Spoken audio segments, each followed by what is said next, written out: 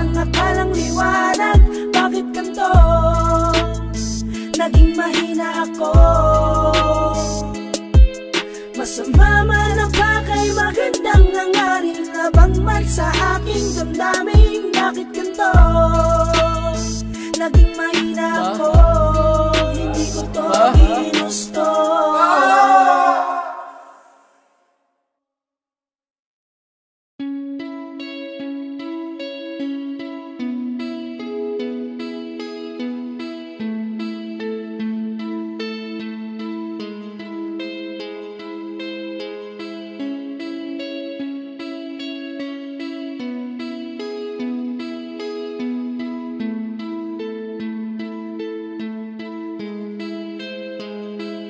Ako si Gregor, anak ng mag-asawang hiwalay. Mga pangarap ko sa buhay, magkasamang tinangay ng ama ko sa pag-alis patungo sa kanyang kabit. Habang ang inay ay nagdurusa sa kanyang sakit, huminto sa pag-aaral para lang humanap ng pagkakakitaan. Determinado na humahakbang, ngunit walang nais na tumanggap sa'kin. Puro na lamang pagtanggi ang siyang tumambad sa'kin. Wala akong magawa, hindi ako tapos, di ako makaangal. Wala nang ibang paraan kundi ang mga lakal. Nahihiyaman ay wala akong pagpipilian, kung kaya sa gantong paraan na lang pagpipilitan. Inay, kain ka na, may dala akong pansit, tapos inom ka ng gamot. Alis lamang ako saglit, didiskarte lang ako para bukas meron ulit. Basta pangako mo magpapagaling ka sa iyong sakit. Sa dilim ako'y tinawag, ngunit pinahamak ng akalang liwanag.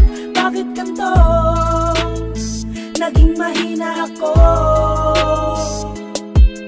Masama man ang pakay, magandang nangarin. Labang man sa aking damdamin. Bakit ganito? Naging mahina ako.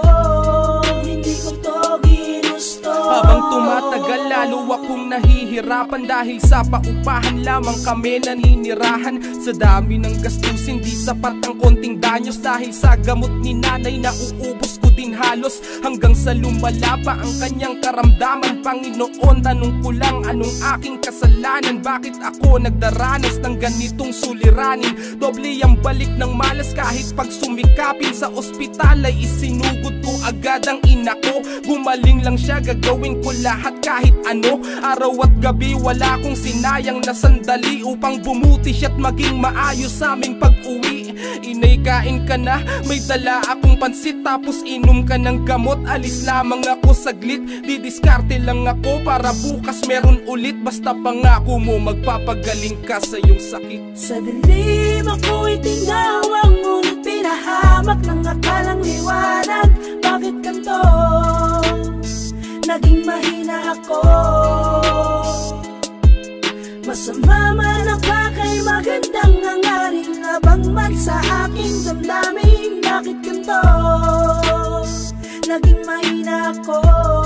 Hindi ko to ginusto. Isang gabi ng Webes, lumubog na ang araw. Doon ko naisipan na mandukot at magnakaw. Labag man sa loob ko ay hindi na ako makatagal. Sa karampot na kusing sa aking trabahong marangal. Eskinita sa ermita, babaeng nakabestida. Ako'y marahang lumakad palapit na parang espiya. Mula sa likod tinutukan ko sa tagiliran ng lanseta. Kung ayaw mong masaktan, ibigay mo lahat ng iyong pera. Nanlaban siya't sumigaw, kaya ako ay napilitan na itarak ang hawak kong patalim sa kanyang tagiliran. Isinantabi ko ang konsensya para sa aking obligasyon. Kay inay upang may pandagdag kami sa operasyon. Ngunit di ko naabutang buhay ang aking ina.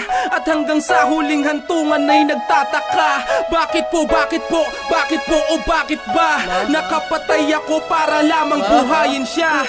Ngunit di ko nagawa, ngayon ang luha ko'y tumulo. Di alam ang uunahin, magluksa ba o sumuko. Sinumpa ko ang mundo sa labis na kalungkutan. Di ko akalain na ito'y aabot sa kasukdulan. Ngunit wala akong magawa, gustuhin ko mang pumatas. Huwag kayong mag-alala, wala akong planong tumakas.